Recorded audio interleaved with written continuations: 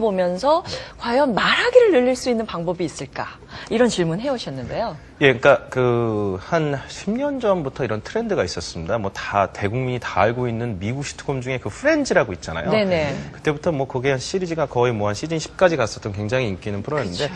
그걸 보고 따라하면서 영어 공부하는 게 트렌드였었어요. 따라해요? 예. 뭐 옹알이 영어 뭐 이런 것도 나와가지고 네, 있었죠. 프렌즈에서 나오는 얘기를 듣고 바로 다음 정지시키고 따라하고 그러니까 그게 뭐 영화로도 마찬가지고 그 이후에 이제 미드라는 열풍이 불기 시작한 게 영어 교육에서 이제 그걸 이제 그 일부 매니아층이 이제 보던 그런 프로그램을 뭐 우리 네. 케이블 TV가 생겨서 이제 수입해서 보고 그럽니다만 그러다 보니까 많은 국민들이 더 노출이 됐는데 미드나 영화를 보면서 제가 봤을 땐 그걸 무조건 따라한다고 영어 말하기 실력이 급등하거나 이제 엄청나게 올라가는 것 같지는 않습니다. 제 생각엔 그렇습니다. 이걸 하면 조금 더 이제 영어 운율에 좀 익숙해지거나 자연스러운 어떤 발화 내용 속도에 어떻게 익숙해지는 건 있지만 그 사람들이 어떤 대화 나누는 환경이나 이런 것 자체가 굉장히 우리가 또 이질적인 환경이 굉장히 많거든요. 그래서 차라리 외국에서 오신 분들 보면요. 영어가 약간 투박하고 딱딱하게 들리지만 하고 싶은 얘기 다 하시는 경우가 많습니다. 그래서 미드 같은 걸 보면서 무조건 항상 뭐 따라하고 그런다고 해서 그게 자기 영어 실력이 되기보다는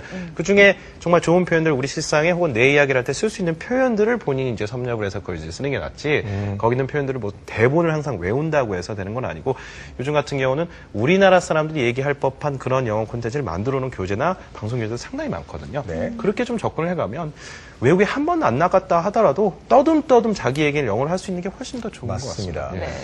10년 전만 하더라도 그 당시 영어 공부하시는 친구들은 다 여자분들은 레이첼, 남자는 러스라는 이름을 갖고 있었죠.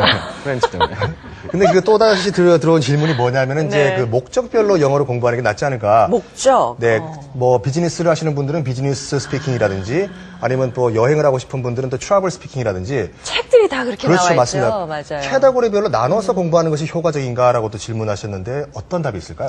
저희 함석 교수님에도 이제 작년에 우리 토크네이션에서 많이 말씀을 주셨습니다만 또 특수 목적이 있어서 영어 공부하는 경우, 그다음에 일반적인 어떤 영어 교양을 쌓기 위해서 영어 공부하는 경우에 두 가지 목적을 나눠본다면 사실 우리 학교 다닐 때는 시험 때문인 경우가 많습니다. 아이들한테 너 영어 공부 왜 하니 무조건 시험 잘 보기 위해서요. 그렇죠. 그건 뭐 좀 뭐 안타깝다기보다 어차피 학교에서는 또 교과 과목이기 때문에 어쩔 수 없지만 이게 이제 궁극적으로 가서는 자기가 이제 영어 공부를 왜 하는지 따져보면 해외여행을 만약에 가겠다. 그러면 해외여행을 가기 위한 표현을 몇 가지 더 외우고 이렇게 대비를 좀 하면 되는 것 같고 네. 비즈니스 영어 굉장히 얘기 많이 하시는데 정말 전문적인 자기 그 분야의 전문적인 그 분야로 들어가면요. 사실 영어가 중요한 게 아니라 진짜 그 내용이 더 중요합니다. 진짜 기본적인 그 컨텐츠에 대해서 단어 몇 개만 갖고 의사소통이 되거든요. 전문가끼리 얘기하는 거기 때문에.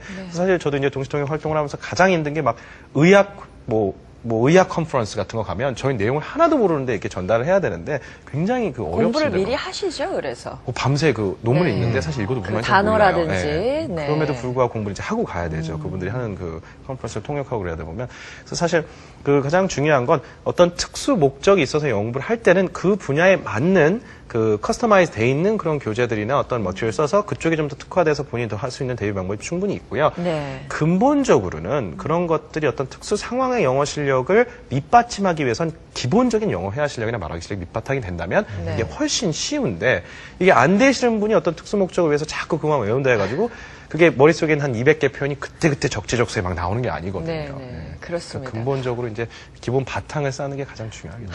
항상 영어 공부 바탕 쌓고 컨텐츠 중요하고 기본이 중요한 거죠. 네, 네. 기본을 잘 쌓으면 영어를 잘 할 수 있는데 네. 또 시험은 좀 다른 것 같아요. 저 같은 경우 외국에서 공부를 했는데도 불구하고 한번 영어 실력이 어떤가 볼까 그러면서 네. 토익을 본 적이 있어요. 점수가 어떻게 나왔나요? 에그머니나 그때 깜짝 놀랐어요. 왜냐면 토익 시험을 본 적이 없었기 때문에 그렇기 때문에 시험 점수를 높이기 위해서는 어쩔 수 없이 시험이 요령이 어떻게 필요한 것 같아요. 네. 바뀌는 점이 있다거나 아니면 그 유형 같은 걸 좀 그렇죠, 알아두는 네. 게 도움이 될 것 같은데 2012년 새해 토익 스피킹이나 오픽 같은 경우 좀 달라지는 점이 있을지 모르겠어요. 어떤가요?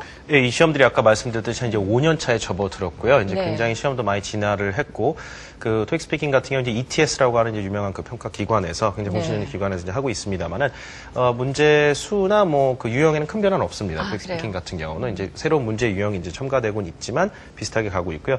오픽 같은 시험 작년 중순부터 조금 문제가 어떻게 바뀌었냐면 한 가지 주제를 물어보는데 그 주제에 대해서 하나의 질문이 나오지 않고 막 3개씩 나와요. 점심 식사에 주로 무엇을 많이 드십니까? 라고 답변을 하면 바로 다음 질문이 누구와 점심을 주로 많이 먹으면 왜 그 사람과 먹습니까? 시리즈군요. 예. 그 다음 질문은 자기가 여태까지 먹었던 점심 식사 중에 가장 맛있던 것이 무엇이었습니까? 혹은 뭐 에피소드를 하나 얘기해 보세요. 그래서 오픽 시험 같은 경우는 점점 하나의 주제가 나오면 한 3가지나 2가지 정도를 연속해서 연달아 묻는 컴보형 질문이라 해서 이런 것들이 작년 중반부터 나오기 때문에 그러니까 한 가지에 대해서 여러 가지 다각적 답변 이야기를 할 수 있는 연습을 좀 하시는 게 오픽 시험 대비에는 많이 도움이 되시고 토익 스피킹 이제 기존에 했었던 어떤 그 준비를 이제 그대로 좀 유지해 가시면서 그 유형의 적응력 좀 높이시고 영어 실력, 그 말하기 실력 좀 쌓으시면 좋은 등급 받는데 이제 꾸준히 도움이 되실 겁니다. 네. 작년 2011년도에 이어서 이제 올해 2012년도도 이제 본격적으로 이제 영어 스피킹, 토익 스피킹도 그렇고 이제 그 오픽 시험도 그렇고 대세를 이룰 것 같은데 우리 한문석 교수님께서 이제 2012년도 이제 스피킹을 공부하시는 분들한테 이렇게 스피킹을 대비하라 마지막으로 정리를 좀 해주시죠. 네.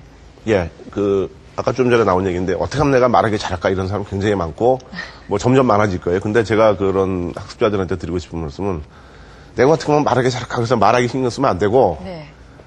말을 잘하려면 먼저 듣기를 잘해야 되거든요. 그게 연관돼 있거든요. 그래서 옛날에는 학교 과목도 듣기 과목이 있고 말하기 과목이 있었는데 요즘은 그게 아니고 그냥 의사소통이라든가 회화 이런 게 통합되어 있어요. 듣기하고 말하기는 같이 묶어 있는 거거든요. 네. 근데 내가 말하기 하고 싶다 그래서 어떻게 말하기만 중얼중 이거 안 되고 일단 들어보라 이거예요. 듣고서 그 중에 일부 부분적으로 되는 걸 따라한다든지 이렇게 서서히 늘려가는 식으로 그렇게 훈련을 해서 대개 보면 한국말도 우리말도 마찬가지인 게 내가 들을 수 있는 거의 한 60%, 70% 정도만 내가 말을 할 수 있어요. 아, 그래요? 그건 누구나 어느 언어든지 그건 마찬가지거든요.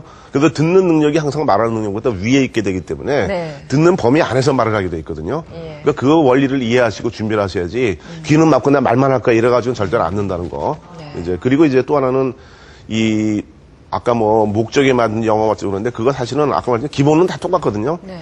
내가 비즈니스 잉글리시다 아니면 뭐 메디컬 잉글리시다 하려면은 거기에 관련된 주요 용어라든가 표현 이런 게 좀 덧붙여서 하는 것뿐이지 영어 자체가 근본적으로 다르진 않아요 이제. 그러니까 그거는 내가 비즈니스 잉글리시 잘하고 싶다 그러면 기본 영어를 먼저 쌓아놓고 그다음에 비즈니스에 관련된 어휘로 좀 덧붙이면은 그러면 훌륭하게 될 수 있다라는 거. 이제 그런 거를 좀 명심해서 공부를 해줬으면 됐고, 그다음 마지막으로 이제 그 시험에 대해서 굉장히 민감하잖아요. 시험 많으니까. 그렇죠. 네, 어쩔 수 없이. 말하시는데 네. 지금 이현 선생님 말씀 잘하셨는데 유형 바뀌고 이렇게 되는데 네. 아까 뭐라 그랬지? 예를 든 게 그 뭐 점심을 뭐 누구랑 먹으면 왜 먹겠냐 이렇게 한다 그랬죠? 네. 그거는 영어 문제가 아니고 예를 들면 그걸 한국말로 너 설명해봐. 그러면 잘할 것 같은데 안 그래요. 내가 왜 이 사람은 점심 일단 생각을 해야 되고 또 아무 생각이 안 날 수도 있고 그렇거든요. 이제. 그렇죠. 네. 그러니까 단순히 영어가 아니고 늘 여기서 요즘 영어 교육은 내가 뭘 말할 것인가 항상 준비되어 있는 상태에서 말을 해야지 내가 시험 못 받고 단순히 영어를 못하는 것이 아니고 한국말 시험 봐도 비슷하게 나올 수도 있어요. 준비가 안 된 극단적으로. 거군요. 그렇죠 이제. 그러니까 항상 다양한 상황에서 생각하고 정리하고 논리적으로 내 사고를 전개하고 이런 능력과 덧붙여서 영어는 해야지만 그 말하기 실력과 그 시험 점수가 향상된다는 거죠 이제. 네. 네. 우리가 흔히들 생각했을 때 영어 회화하면 굉장히 테크닉적인 면이 중요하다라고 생각할 것 같은데 네. 그것보다 지금 말씀을 정리해 보면 좀 더 그 상황을 잘 설명할 수 있고 그렇죠. 자신이 원하는 말을 전달할 수 있는 소양을 이미 갖추고 있을 때 가능하다 이런 말씀이신 것 같습니다. 맞습니다. 오늘 정말 영어 말하기에 대해서 궁금하셨던 점들 속 시원하게 풀어드리는 시간이었길 바라고요. 이현석 선생님, 하문석 교수님과 함께했습니다. 감사합니다. 두 분. 감사합니다. 네.